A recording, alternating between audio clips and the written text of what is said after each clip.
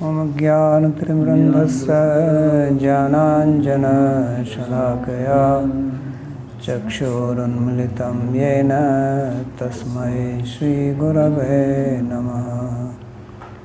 वन्देऽहं श्रीगुरोः श्रीयुतपदकमलं श्रीगुरून् वैष्णवांश्च श्रीरूपं साग्रजातं सहगणरघुनाथान्वितं तं सजीवं साद्वैतं सावधूतं परिजनसहितं श्रीकृष्णचैतन्यदेवं श्रीराधाकृष्णपादान् सहगणललिता श्रीविशाखान्वितांश्च।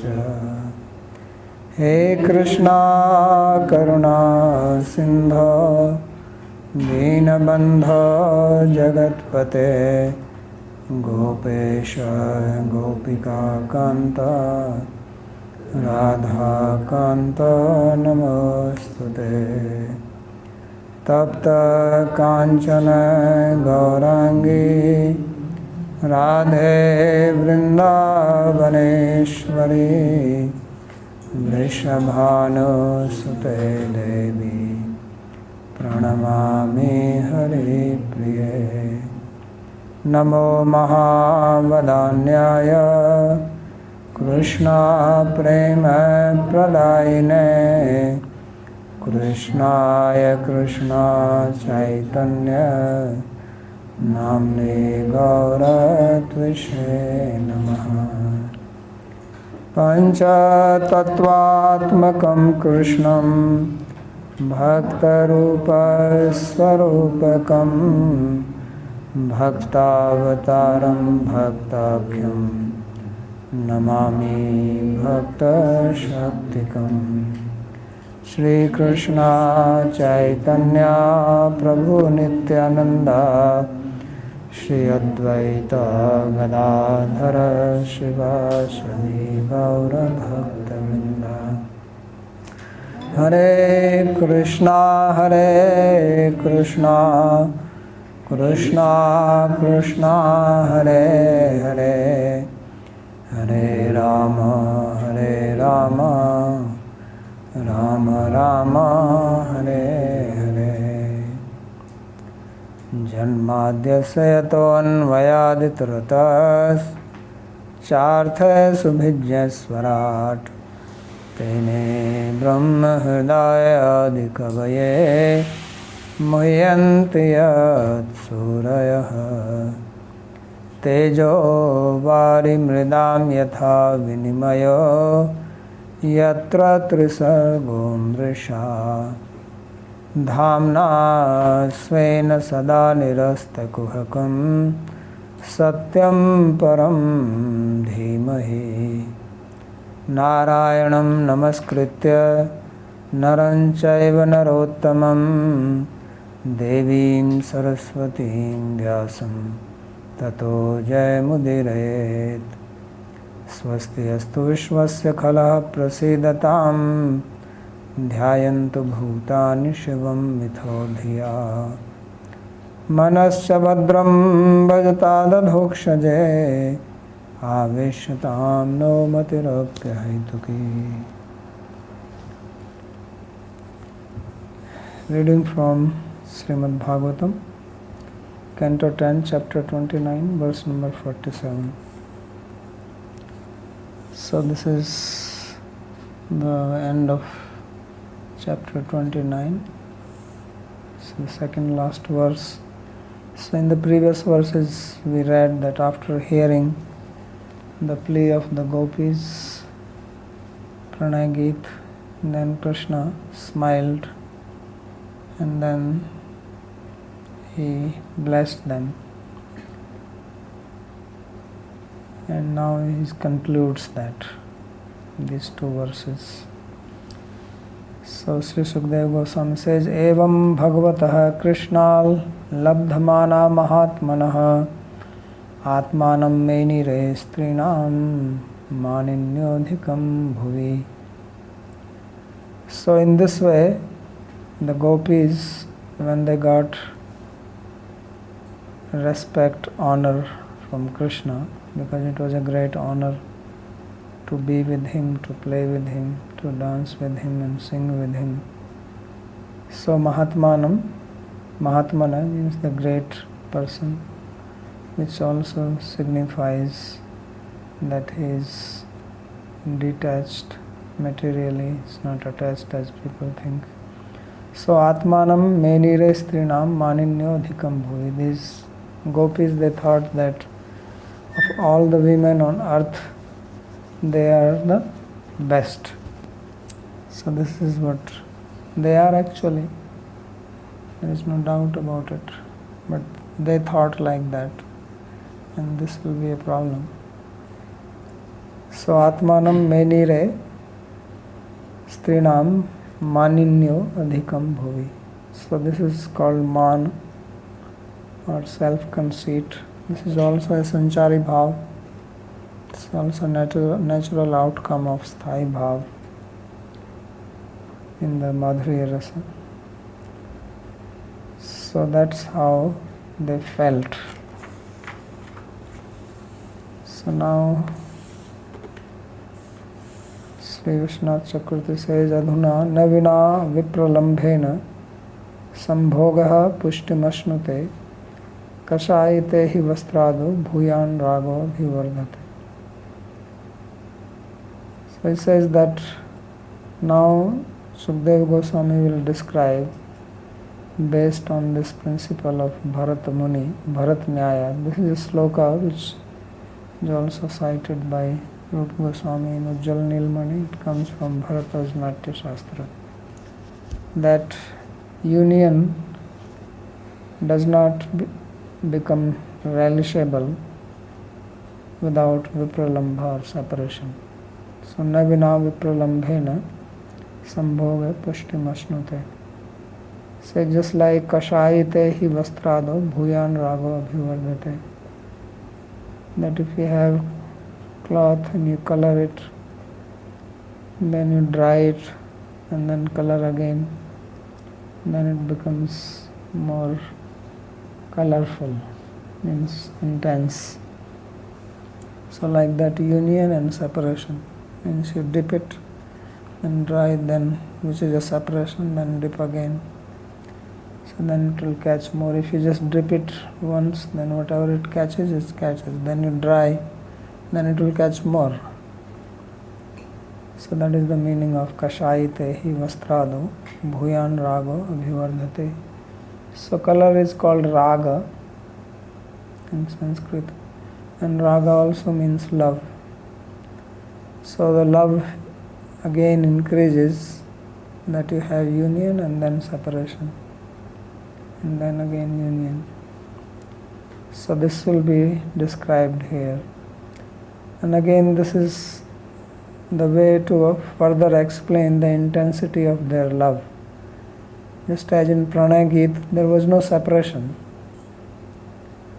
The song which Gopis sang now, there was no real separation. There was only a possibility. Because Krishna says, go back. So Vrajam Yata Chiram, Machiram, Goshtam. So here, actually there will be separation. And it is in the separation that their hearts' inner feelings are depicted. And that is what Vyasa or Sri Sukadeva Goswami wants us to know or see or understand. Otherwise, without that, we will not understand the excellent position of the gopis, how intense, how deep is their love. So even Uddhava, when he came to Vraja and he met the gopis, so he said this, that Virahena Mahabhaga Mahan Me Anugraha Krita. That, oh greatly fortunate gopis, this separation is a great blessing on me. Because if he had come here and there was no separation, he would not understand how great gopis are. because they will be doing their regular duties and they will not have any need to meet Uddhava if Krishna was there.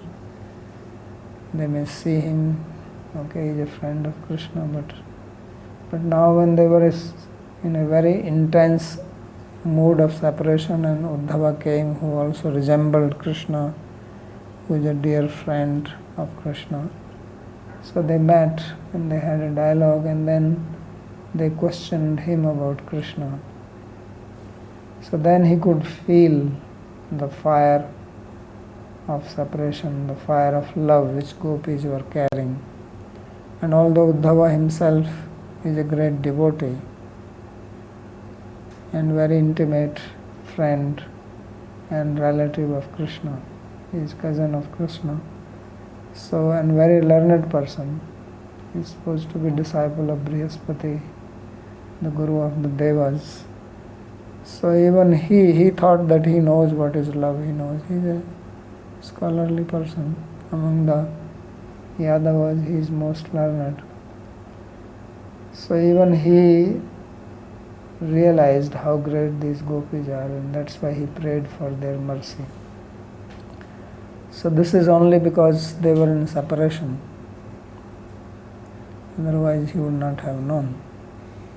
So Krishna actually sent him to learn from gopis what is the true love, unconditional, without any upadhi, without any conditioning. So that's why he could see this, that this is what has happened. So he said, Virhaena Mahabhaga Mahan me anugraha krita, that this viraha which you are experiencing, this is a great blessing on me. So that's why here this viraha, this separation is being shown now. And that is a great blessing on us. Otherwise we will not understand who these gopis are. We may keep on repeating, gopis are great, gopis are wonderful, they are the greatest devotees. But how great they are and how are they great, that we would not understand. Like many times people keep on saying, I want Uttama Bhakti, I want Manjari Bhav, I want this, without really knowing what it is. Because they hear it so much, everybody is talking about it. So I also say it. But what is the understanding? That may be missing. And unless you understand it, it won't touch your heart. Then it's just like a lip service. Everybody says, you also say. So it touched Uddhava's heart, the love of the gopis, because he understood it. He had the first-hand experience, and then only he desired it. So only when you will understand it, then you will desire it truly, from the heart. So janati, ichchati, yatate, karoti. So that's why knowing is very important. People say, why need to study? Do we need to study all this? All the time this question is asked. Is it not possible to become Uttama Bhakta just by, recently said, by book distribution, etc.? I said, yes, it is possible. Why not? But possibility is one thing and happening is another thing. It's possible.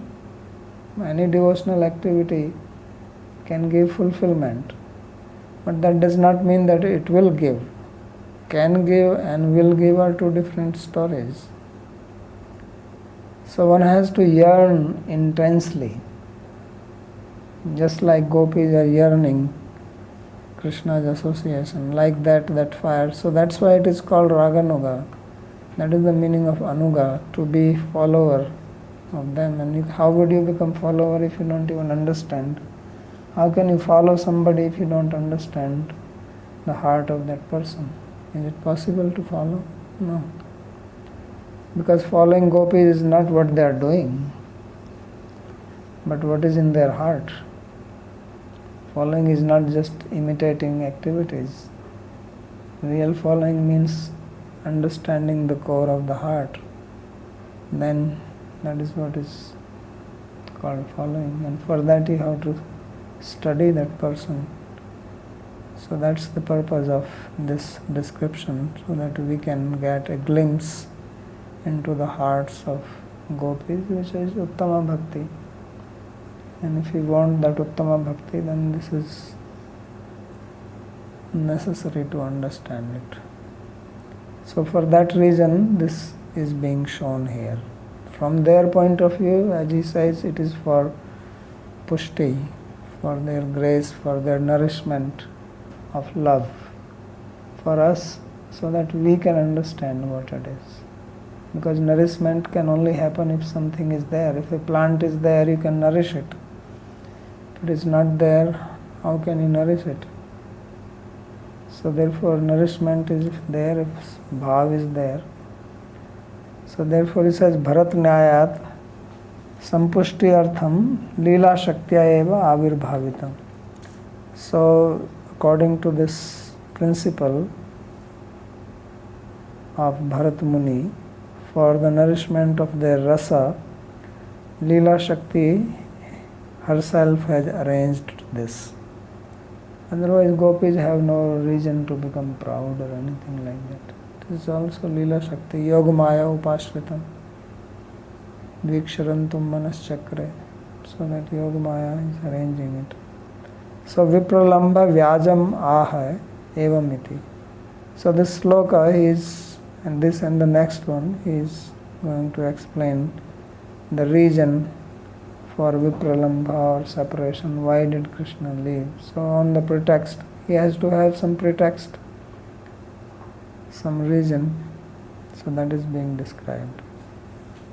So Krishna is called in this verse Bhagavan, Evam Bhāgavata, and he is also called Mahatma.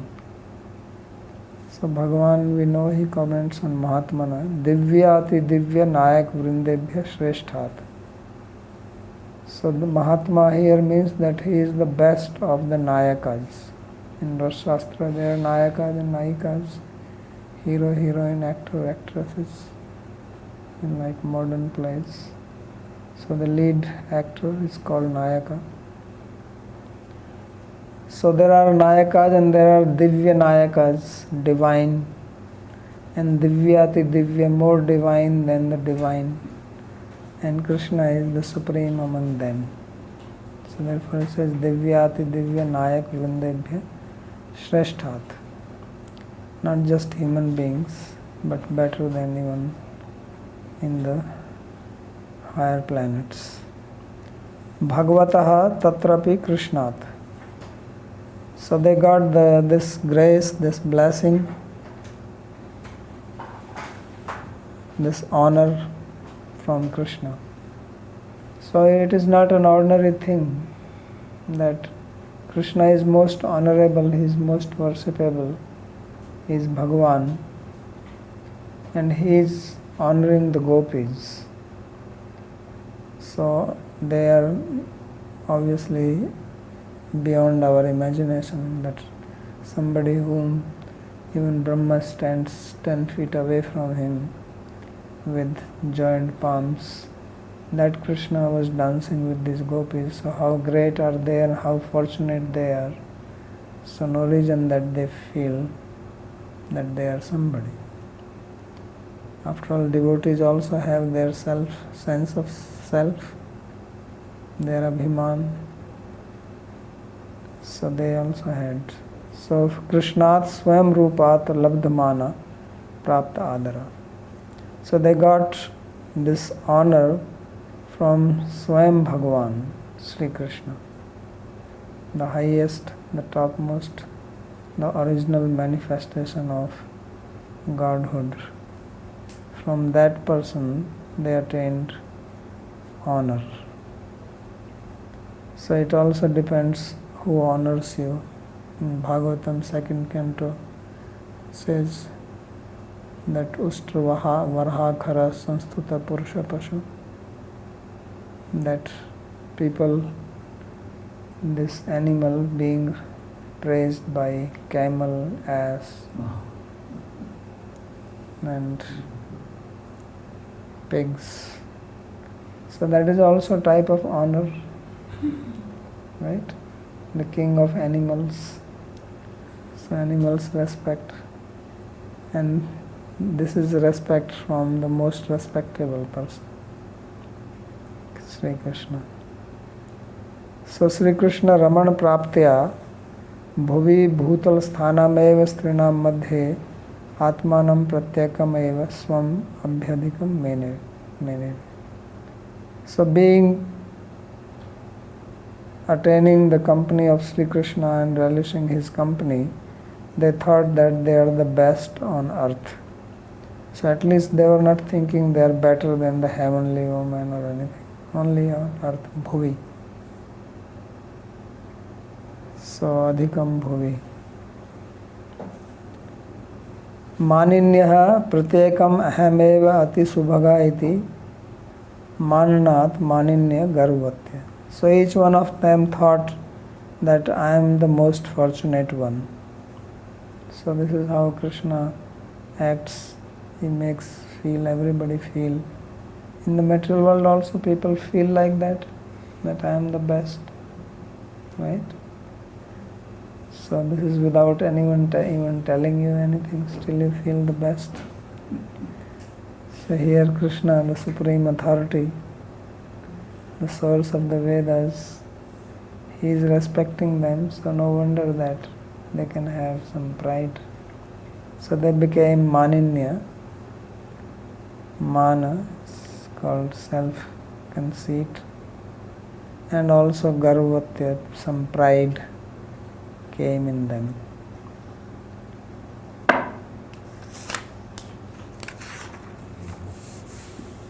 So now Krishna,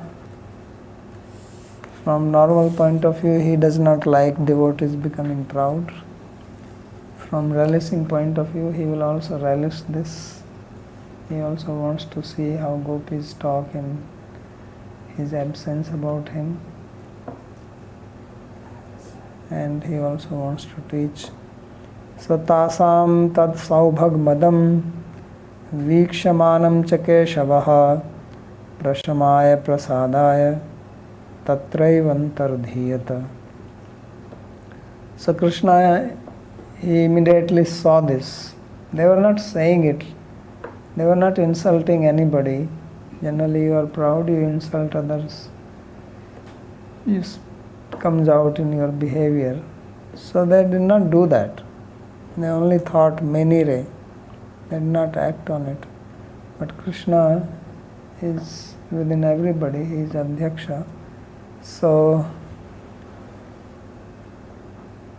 he saw this tasam tat saubhag madam, their pride, and pride of good fortune. It was not some false pride.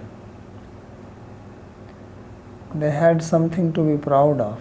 People become proud, as they say, of the borrowed plums, something which does not even belong to them, because the material body, after all, we become proud of something in our material body which doesn't belong to us, which will transform, and one day it will leave you no matter how much you cling to it. It's going to go away and you will not be able to keep it with you. So it will be separated from you by the force of time. So still we feel proud of it. In their case it is not that. They actually were worthy of it. So Krishna saw this. Saubhag madam manam cha. So they had the pride and they had the self-conceit. So Keshava, so now he has to solve it. So dhunoti sarvam hridi sannivishta. So kathanchit patitam kachantit. So a devotee, he doesn't want to see any defects in his devotee, so he removes them personally. He is good at that. He can operate. So that is also the meaning of Mahatmana in the previous sloka. He is not materially attached. Sometimes you have some relative children, especially for the parents, and they know that the children are not behaving nicely, but still they don't say anything because they're too much attached. Others may come and complain, then they say, no, he's not like that. So Krishna, he doesn't want his devotee to be proud. Pride is one thing which he absolutely does not like. Although in their case, this pride is also manifestation of love only. It's also sanchari bhava. But still, it's shown here. So, prasmaya prasadaya tatraiva antardhiyata. So, he disappeared there only. He did not go anywhere. So, this is interesting that he did not go anywhere, he just left. So, if you become proud, then Krishna will disappear. So, Krishna is in the heart. When you become proud, then the pride covers him, or it covers your eyes so you cannot see him. He is right there. He says also, Sarvasya chaham hridhi sannivishta. I mean, everybody's heart, but we don't see him. So like that, but here, why he did it? Prashmaya prasadaya. So to quell their pride and to give his grace to them. So when you have some facility and that facility disappears, then your pride goes away. And that is also the blessing, because then you start thinking properly. So therefore, two reasons are given here. That prasmaya, to quell, to reduce or to make their mind free from pride, and also to bless them. So Vishwanath Chakravarti has some interesting comment on it in the light of what will come in the next chapter. Tatascha sarvasu tasu bhagavatah sadharanyenaiva ramanat ya sarva mukhyatama vrishabhanu kumari sa sahaso udbhavad irshak kashaitakshi manina babhuva. So he says that first it is Vrishabhanu Kumari, Srimati Radha, who became upset with Krishna. And she had little reddish eyes out of being upset. And thus she came in the sulky mood. Man is also called sulking. Why is that? Because she realized that Krishna is playing with everybody in same manner. Means she is not being treated anything special. As he is playing with her, he is also playing with others in the same way. So she thought, what is this? I am the best, and he is treating me like anyone else, like ordinary. So that is also, if somebody is given respect every day, then one day you don't give respect, then the person feels disrespected. So he says, Tatascha sarvasu tasu bhagavata sadharanyena ramanat. So Bhagavan Krishna was playing with everyone in the same sadharan, not asadharan, not specific. So the topmost gopi, that is Srimati Radhika, so suddenly she became little jealous and eyes turned reddish, and she became Manini, haughty. Tato nyuna anya saubhagya garvatya babhu. And then when she became like this, then the other gopis who are little inferior to her, then they became also. Because everything goes by the gradation. If the topmost one is becoming, then they are not all same. Then they are Lalita, they are Vishakha, then Rangadevi and Shamla, etc. All these gopis. So they also says, what is this? We are the Yutheshwaris.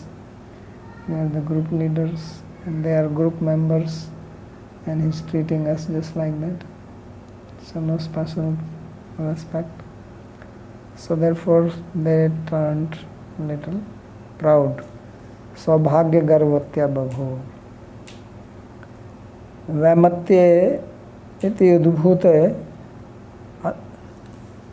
babhuvuru iti adbhute vaimatye sati bhagavata eva yat tatra samahitam tadaha tasamiti. So when this happened, this vimati or different thinking, then Bhagavan, he himself solved it, because that's why he is Bhagavan. He knows the solution to the problem. There is no problem which he cannot solve. So therefore, tasam saubhagmadam viksha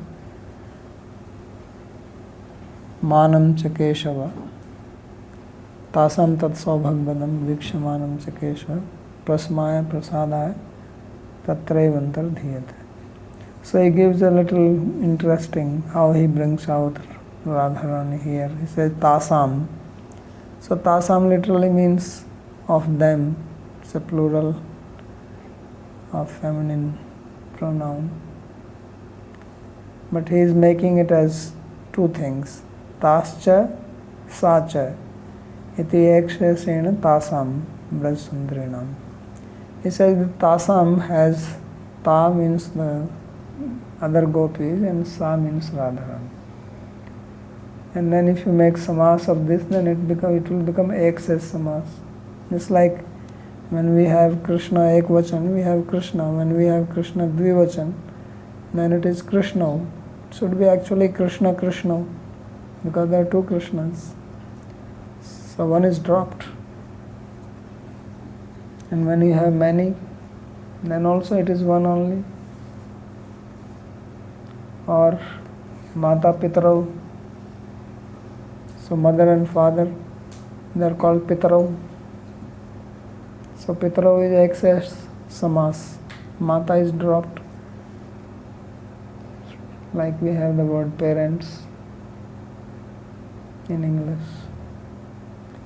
So here also he says that ta and sa both are made into samas and one is dropped. So again the word becomes tat and the plural in feminine will become tasam. This is very interesting. So therefore tasam means Vrajsundrinam tasya vrashbhanu kumariyascha ityarth. So therefore the meaning of the word tasam is not just of the gopis, but of the gopis plus of Srimati Radhika. That's how he sees. Kramena tat tam saubhagmadam manam cha viksha. So he saw their pride out of good fortune, and then he saw their self-conceit. Sacha saubhagmadascha tamiti samasava. So sacha so and saubhagmadascha. So tat saubhagmadam is there. So he can also make samas of that. So tat refers to the man and saubhagmadam. Tam saubhagmadam iti vapatha, or you can read. So here you have tat saubhagmadam, in some reading it is tam saubhagmadam viksha. Prasmaya tasam saubhagmadam prasmayitum prasadaya tam manavatim prasaditum cha. So now he is applying these two words prasmaya and prasadaya for separate. For the gopis in general, the word prasmaya is applied, that to quell their pride. And for Radharani, the man, she became manini, and the others one became proud. So that's how he is breaking. He is not saying that the gopis became proud and manini, but it is Radharani only who became manini, or sulking mood, and the other ones were proud. So therefore prasma is for the other gopis and prasada is for Radharani. This is very interesting. I don't think anybody has done like that. So therefore he says, Tam here means Srimati Radhika, Manavatim Prasadetum. And who is he? He is a Keshava. So Keshava ko Brahma Ishascha Tau api Vayate Prasasti. So Keshava means Ka and Isha and Va. So Ka means Brahma, Isha means Rudra or Shiva. So they also, Vayate Va means who follow him or who are controlled by. Vayate Prasasti iti tasya. Tavapi Vayate Prasasti are those who also are controlled by him. Tasya Saubhagmad Prasamane ka prayasa iti bhava. So why he is giving this meaning? Because he has to control the pride of the gopis. So he says, if you can control Brahma and Shiva, then what is the problem in controlling? So this is just to show his capability, his qualification to do that. Keshan vayate sanskaroti iti kes prasadhanadina tasya prasadhanayam rasvik sekharasya chaturyam asti eva iti bhava. So again he gives two meanings to Keshava. One meaning is related with the gopis in general and one meaning in relationship with Radha. So for gopis he has to control their pride. Therefore Keshava means one who is the ruler of Brahma and Shiva. Therefore he will rule over their pride. But Srimati Radharani, he has to break the man. So breaking man is a big art. It is not easy. If the girlfriend gets upset with you, then how to please her? Not everyone can do that. So he knows this. So therefore he gives the meaning now, Keshava. He says Kesha means hair and Va means Vayate, one who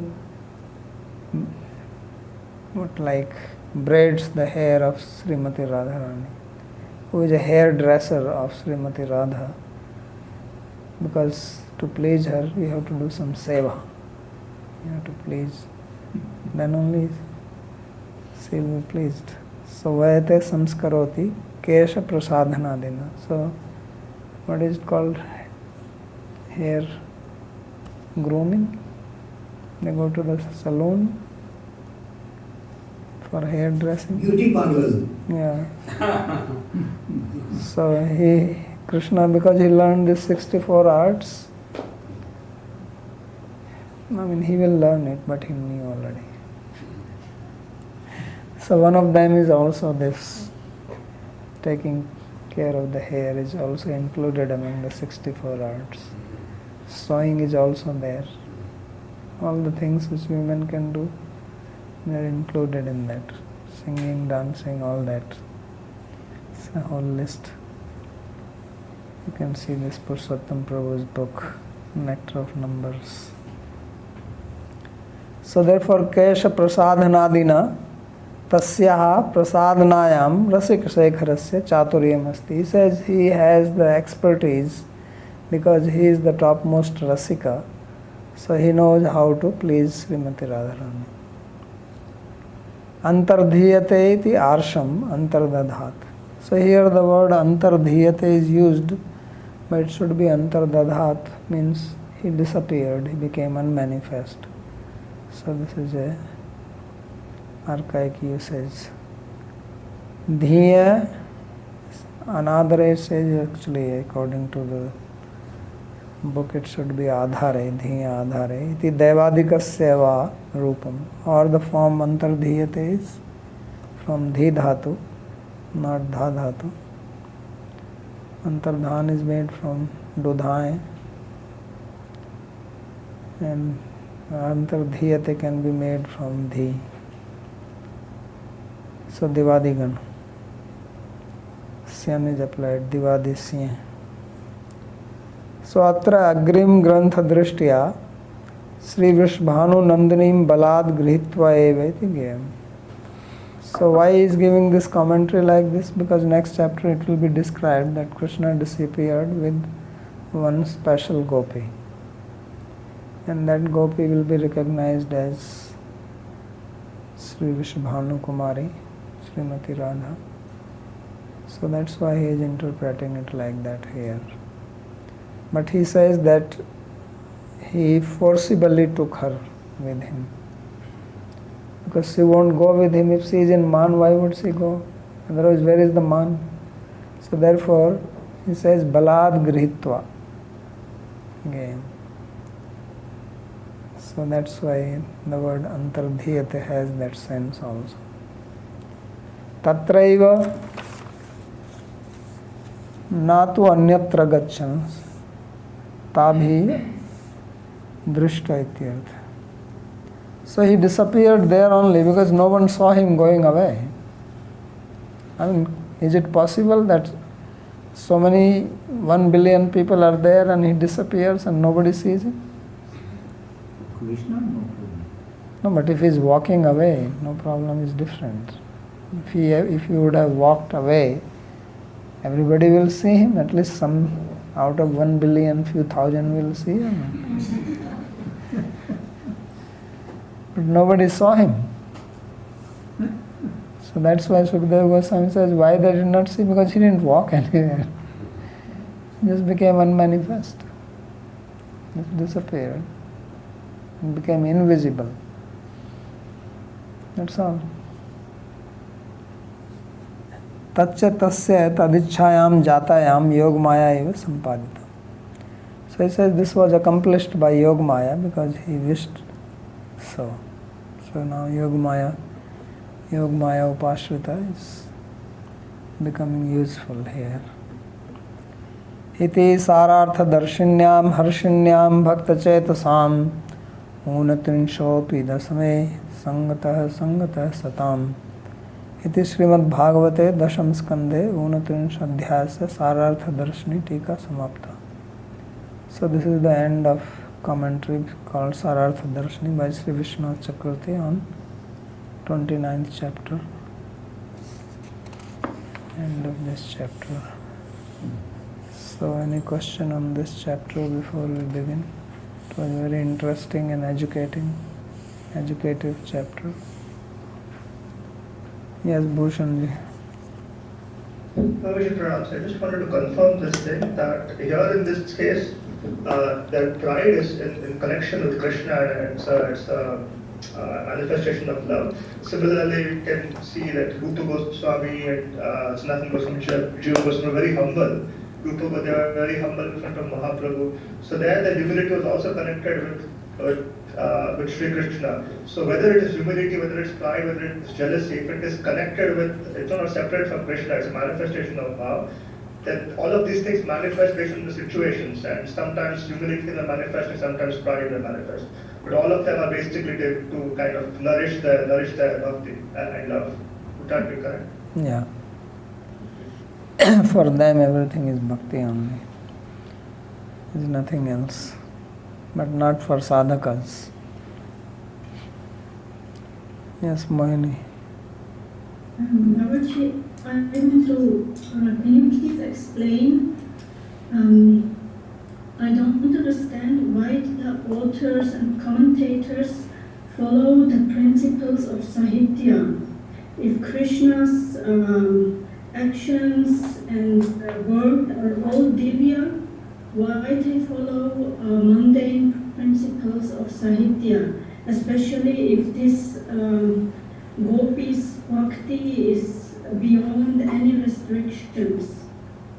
So why gopis eat food? Why do they milk cows? This is also mundane. Why do they walk on earth? Why do they cry? Why do they even talk?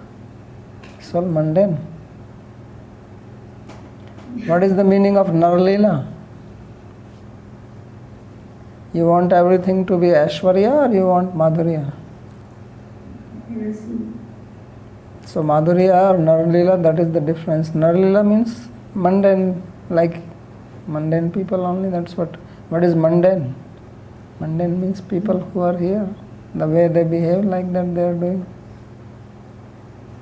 Yeah. And why? I have a second question. One of the commentators is like telling that these Sahitya principles, they are a shadow of the spiritual world. Why this is never said? Everything is originating from the spiritual world. That what is happening there, that is Adi Rasa, and these Sahitic principles are all a reflection on this. Why the commentators never make this connection? Where? In the commentaries, or because in the commentary they are not describing Sahitya, they are not describing principle of Sahitya, they are commenting on Bhāgavatam or they are commenting on some Sahityak book. Okay, no, I mean the teachers who teach this, they also never make this point. I never heard from you, I never heard from other people, or they make always this connection that these commentaries follow the Sahitic principles, but I never heard that this described in the Sahitic principles is actually just a shadow of that Adi Rasa. I don't know what you are trying to say. I'm saying this is Nar-Līlā. So what is the meaning of Nar-Līlā? What is the point in saying this is shadow of that? Shadow of what? Do you know what is that? You don't know what is Adiras, right? You only know what is material rasa. So you have to start where you stand, or you have to start where you want to go. You have a destination to reach and you are here. So where will you start? From your destination or from where you are? From where I am. And what you are telling is that we should start from where you have to go. That's what you are saying. Yeah. So Adirasa, what will you understand if I say this is Adirasa? What will you understand? This is the same thing which I was saying, that people keep on saying, I want this, I want that, but do you understand what you want? Just a word. From Adi Rasa also, if at all you will understand only something material. Because Adi means original and Rasa means whatever relish, taste, whatever you have. So what is your experience of these two words? Material. So what will you understand? So he's simply saying that it is a shadow of that. What does it really mean? It's shadow of that. Shadow of what? So you don't understand even material rasa, and then I tell you that this material rasa is a shadow of that Adi Rasa, which God knows what it is. You don't, because you don't even know material rasa. Then I shall tell you material rasa is a shadow of another rasa, which obviously you don't know. So what will you understand? So it's just a word and you will feel happy. Oh, this is a shadow of that. Shadow of what? I have no idea. We only, if at all we have an idea, we have idea of some things material. We know what is material pride. Even that material pride is not the part of sthai bhava or anything like that. That's why I'm saying even material rasa is not known to us. And then on top of that, now you speak of some spiritual rasa. So all you will have is some words which don't have any meaning to you. And if at all they have any meaning, it will be material only.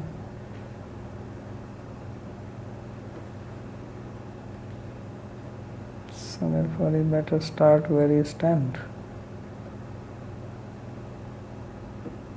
Tanmaji?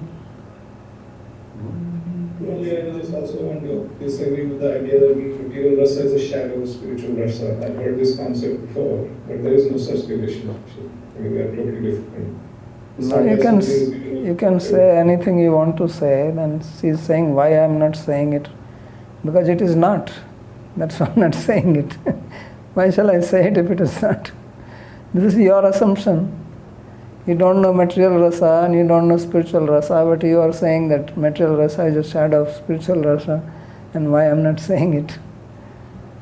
So you have a wrong concept, then you want me to say it. And then you are asking me a reason why I am not saying it, or why nobody is saying it. From where did you hear that? Narayana,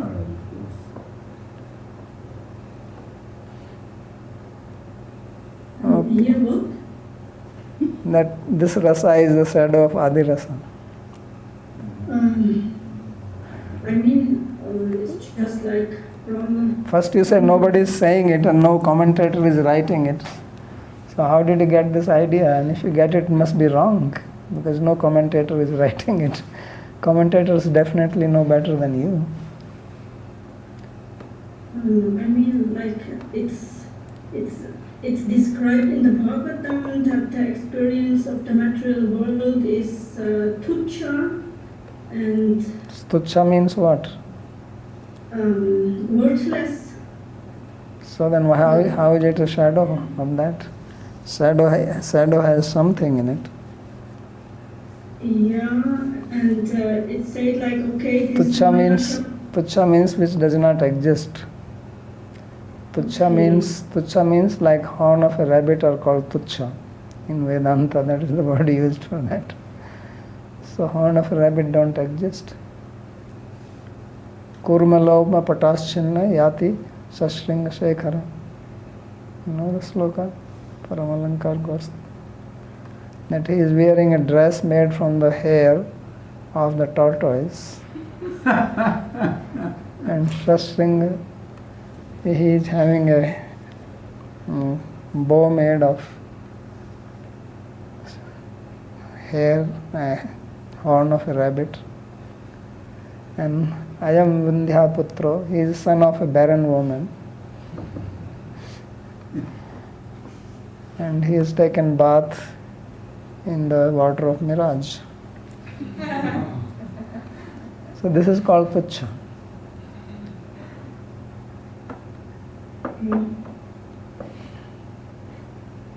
Sandeep ji. I just want to understand this point of pride, as in the commentary you explained that they got proud because of being the best woman on earth, as they were praised by Krishna. So now overall this art they are having is in the like within the style of seva. So this pride can also be taken as that I'm trying to do my best seva. Whatever is in my means, I'm trying to do my best seva. So like then would that be really pride? Because Yeah, you have to just remember, I have said it repeatedly, that these descriptions are according to Sahitya. So in Sahitya there are Sanchari Bhavas. Okay? So we are only accustomed to doing seva as we think of. We have no idea what it means to do seva in Madhurya relationship, or how prema manifests when you have a relationship of Madhurya.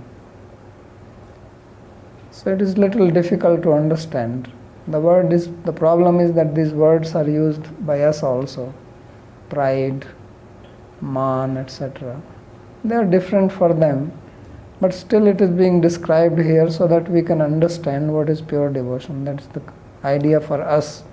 Those who are rasikas, they will understand it in a different manner and relish it differently, because their sthai bhava will also have waves coming in it by hearing all this, and they will have experience of rasa. So that is for those people, people like Goswamis, Chaitanya Mahaprabhu would relish this. For us, we have to understand what actually is happening from bhakti point of view, uttama bhakti point of view, what Krishna is doing. So he wants to bring out, as he said earlier, that they want to relish, Krishna wants to relish Vipralambha. So then he says, Yogamaya arranged it for them to be like that. That is seva, because Krishna wants to relish it.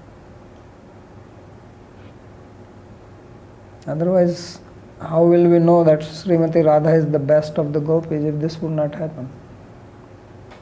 How would we know? We would not know. So for that.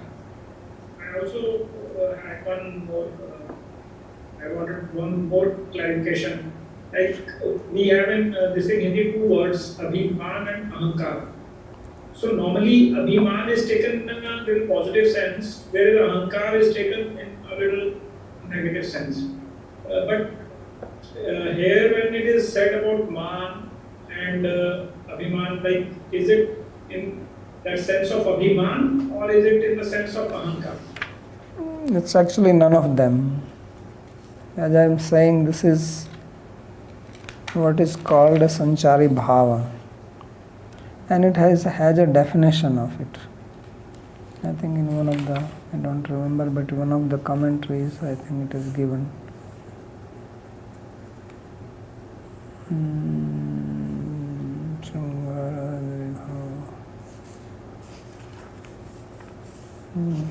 I thought it was there in Vaishnav Toshni somewhere.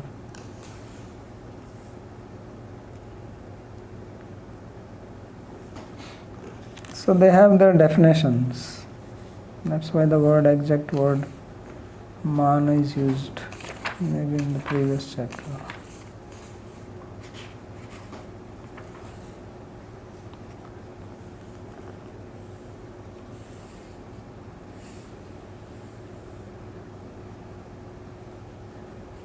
So you can see in the commentary of Sahitya Darpan, etc. Sanchari. This is a Sanchari Bhav. Here he says,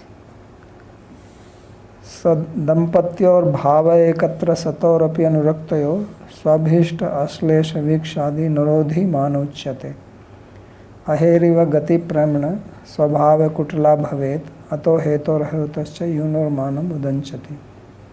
So he is describing what is mana.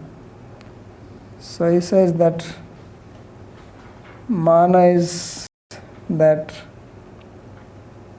when the lovers are there together and they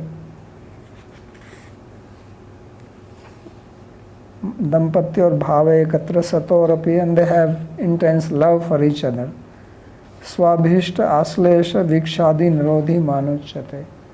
So then one of them does not allow the other person to be with him, touch him, or have love exchange.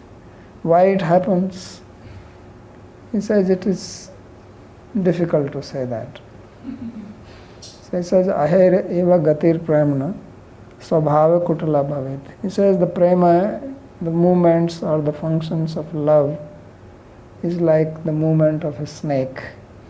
Snake you have seen, it goes like this. It goes straight from here to there, but when it is moving, it moves like that. So that's how love moves. So why it happens? Ato hetor hetoscha yunor manam adancha. He says sometimes there may be a cause, sometimes there may be no cause. And the man happens. And the effect of man is that it blocks the other person. Means one of the lover doesn't want to be with you and go away from you, don't want to see you, becoming little upset. So that is not exactly what Abhiman means. So that is the definition. Then Garva is there, Saubhagya Rupa Tarunya Gun Sarvottamashrayi Ishtalabadhinachanya Helanav Garma Eriyate. So when you may be disrespectful to others because of your own good fortune, beauty, qualities, or you have attained, your desire has been fulfilled, that is called pride or garva. So these are all sanchari bhavas. They look like material things as people experience, but they are not really material. Because they are all because of the prema. That's why they are called sanchari. Sancharayanti ye bhavam tetu sancharino mata. They express the bhava in the devotee or the lover and beloved. Unmajjanti nimajjanti sthayini ambuni. They manifest in the sthai bhava and they go back into it like waves. That's sanchari bhava. Malati. To draw something more out of your reply to Mohini, could I try to reformulate your question and see if there's anything else you have to add to that? So I would say that why does the eternal, I used to say in terms of she, the eternal Adi-rasa fit or follow the categories of Sahitya which was developed by humans? It's exactly the same answer which I already gave. That it is not that Adirasa is following this or following that. There is nothing like that. I think I have said it many times, but it's a difficult thing, so I say it again. This whole thing is a description of Uttama Bhakti in a Sahityic manner. What Vyasa is doing, Shukdev is doing, or whoever you think, is trying to teach us what is Uttama Bhakti. It is a pedagogical technique because Sahitya means which entertains you and teaches you something. That's how Natya Shastra came. So it is not a question of that spirituality is following and this is following. Then you'll say, why Krishna is following human beings? Why is he doing Rāsa-līlā? That means he is following human beings. Isn't it? He's going out tending cows, he's getting hungry, he's getting angry also. So he's following human beings. Somebody comes to trouble and he kills them. Why is he killing that? Bhagavan should not kill anybody. Bhagavan is compassionate on him. So this whole thing is to teach to us. Whether it actually happens like this, exactly like this or not, that is not the point. And again, I don't want to say it because again somebody will quote me. You say, oh, he said like this doesn't happen like that, but actually how is this possible? Look, they are all describing here meditation and we have to meditate like that and read Govind Lila Amrita and now he's saying like this. Yes, that's why I say it in a very, I did not speak much on these slokas for this very reason. Because people will just misunderstand what I am saying. But the fact is that it is not necessary that it has, like Nakhagrapata, I think you were asking or who were asking yesterday, why this nails business is coming. So on one side we are describing how soft their bodies and then they are putting nail, and then Mohini was asking, what about this drinking poison with the Dvija? This is a Sahityic way of explaining that they kissed each other. That's how Sahitya, this is how the great poets, the learned people, Sahitya is for Sahirdiyas. Common people will also enjoy it reading because they have their material ideas, so they will also go and listen to it. It also excites their common material bhava. And then the other people have others. That's why I said that people like Goswamis, they will relish it in one way, we understand it in one way. There are others who will understand in one way, there are others who don't belong to Hindu Dharma, you give it to them, then they will write a book to attack this. Then look, these people they really need to be converted because they don't even know what God is. What their God is doing. Right? So he's just a sex maniac or something, So this Sahityic Sally, this Natya Shastra is called Pancham Veda of Bharat Muni. So there was a problem. There were Vedas here, then people became neglectful. So then Brahma saw this and then he thought that they have to be educated. So he said, I will manifest the fifth Veda, that is the Natya Veda. And then he called Bharat Muni and he said that you take this Natya Veda and then now you enact and make a play. The first play was done and Bharat Muni had 100 sons. So they all took participate, and the Devas and Apsaras, they also came and participated. And that's how the first play was done. But the idea was this, so that people can learn from it. Music, dance, everybody likes that. And story, everybody likes to hear, and then to depict it on the stage. Like everybody likes to watch video movies, right? People all the time now, they are on their phone. Wherever I go, everybody just sitting in India. Any corner you see, they are like this, watching something. And there's so much to watch. There are 24-hour channels, and there are hundreds of channels who run 24 hours, You have so much choice, and then on top of that there are videos which people are floating around, making their own, and then Facebook and Instagram. I don't even know what all is there on that. I only know the names. So this is a way to engage people. So it is not that they are following this. No, this is being used for us to understand them, what is they are. Or what is prema, what is love, and how does it manifest. That's what is being done. Is it clear now? Yes.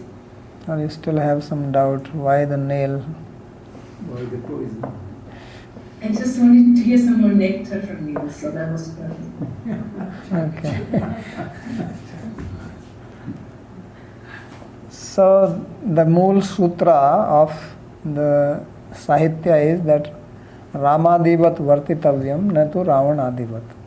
This is the basic sutra of it. This is so exact, that's all they want to teach you. They want to teach you Dharma, Artha, Kama and Moksha. And in that also, that you should follow what Ram did and not what Ravana did. So whether it is Kalidas, whether it is Bharavi, whether it is Magha, others Dandi and so many other, they take this and then they take some part. Most of the stories are actually from Mahabharata. And then they expand it according to their poets. They can imagine, they can change the plot, which kind of rasa they want to depict, they will change. Then that's why you see, well, it is written here like this and there it is written like that. So whether this was true or that was true. So then simple answer for simple people is that, well, these are stories which happened in different kalpas. So then everybody feels satisfied. But actually the real thing is that kalpa means kalpana, imagination. That it's a different imagination. This guy imagined it like this and this poet imagines it like this because he wants to depict, he wants to stress on Shant Rasa. And this guy wants to stress on Madhurya Rasa. He wants to stress on Dharma and he wants to stress on Prema. So the story how Parikshit was killed is different in Mahabharata than how he was killed in Bhāgavatam. So why is it difference? Well, this is belonging to different kalpa. Because these stories happen after one after another, one after another. So, but kalpa comes from klip dhatu, which means samartha, possible, and also it means imagination. The word kalpana is a common word used for imagination. So, apare kavi sansare, kavire ko prajapati. So it is Kavi who is the Prajapati, who is the creator, who creates in his mind and then he writes it. Because he is called Kavi. Brahma is also called Kavi. Right? Tene Brahm Hridaya Adi Kavaye. So he is also called Kavi, he created. But he also created Shastra. So now these poets also create. So it is not important thing whether Parikshit was bitten by snake or not bitten by snake. So Sansar Sarpa Drashtam Yo Vishnu Ratam Amumuchat. 13th chapter, 12th canto. I think it is probably the second last verse, where it says that Parikshit, who was bitten by the snake of material world, Sansara Sarpa Dashtam. Which kind of snake bit him? The snake of the material.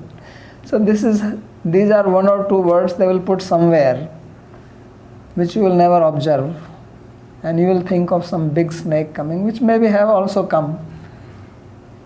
Nagdha, this, that. Both are there because these stories can be seen at Adi Bhautik level, Adi Devik level, Adhyatmik level. So, Name Munindraya Sukha Brahma Rupine. So, Sukdev is a Brahma Rupa.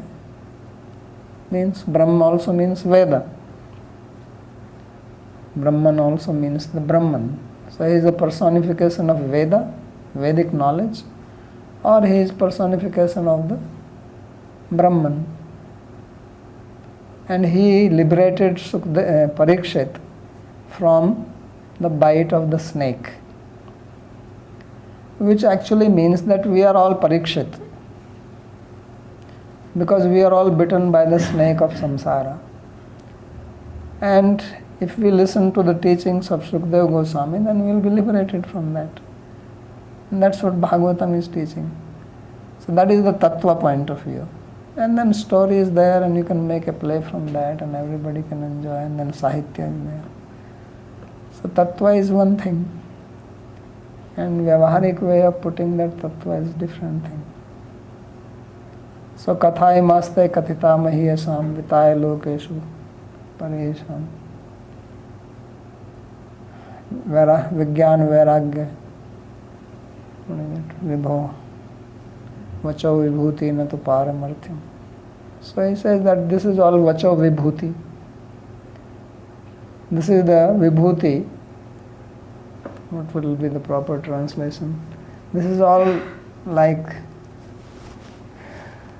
greatness of the speech. What all is described there, all these kings which came and went. Why? Vigyan vairagya vivakshayar vibho vacho vibhutirna tu paramarthyam.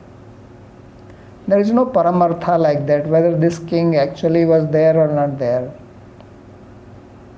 Whether he actually married that many wives. Chitraketu, how many wives Chitraketu had? Can you tell me how many wives Chitraketu had? He had 1,000,000 wives. And he could not get a son from them. So the meaning is that having a son means having a material desire. And 1,000,000 wives means you have try to fulfill your material desire in 1,000,000 ways. And you don't get satisfied.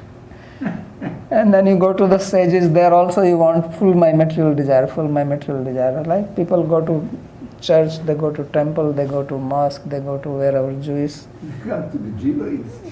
Then why you go? God give me this, God give me that, God give me that. So that is Chitraketu. Chitra means variegatedness. You know the word Vichitra? Same Chitraketu. Ketu means flag. He has a flag of variegatedness, variety. So many variety. Then he tries to fulfill that. It doesn't happen. Then he gets the blessing of the sage. The sage said that, yeah, I will bless you, but the son will be called Harsha Shoka. So that is the name of, what is the meaning of Harsha Shoka? Happiness, distress, happiness, distress, happiness, distress. That is the name of the child, which means if your desire is fulfilled, you will be happy, and then distress will come. Right? Everybody's experience is there, and it will also be there in future. Don't think that we have also had it. You will still continue to have this experience unless you come to the thing that he drops and then he listens Bhāgavatam and he engages in kirtan. So that is the story. So every story is like that. The tattva is in this. But if I tell you like this, you won't care. Then I tell you a story, then you'll remember the story. And one day it may hit you. If not, at least you talk about the story, then you preach to others. Then you can distribute books also. So that will also give you some credit. Some Sukriti will come or not? Some name and fame. No, some Sukriti will come from that. So gradually you will progress. So this is the whole pedagogy of Shastra. Very interesting. Okay. Hari Bol.